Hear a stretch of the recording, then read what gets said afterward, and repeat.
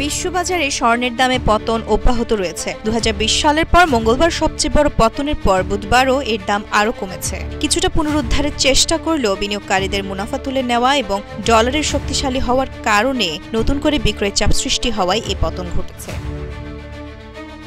বাংলাদেশ সময় বিকাল 5:03 সর্বশেষ তথ্য অনুযায়ী স্পট গোল্ডের দাম 2.6% কমে প্রতি আউন্সে 4017.29 ডলারে নেমে এসেছে, যা প্রায় 2 সপ্তাহের মধ্যে সর্বনিম্ন।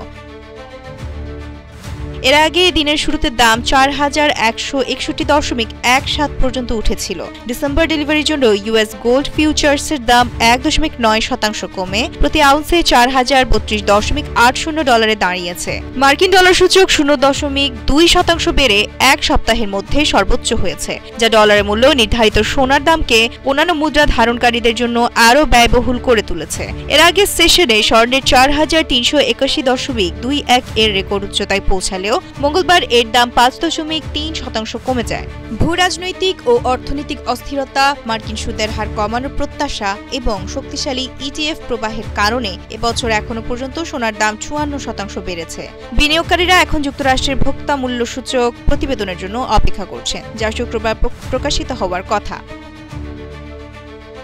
এই তথ্য ফেডারেল রিজার্ভের সুদের হার কমানোর গতিপথ সম্পর্কে ধারণা দিতে পারে।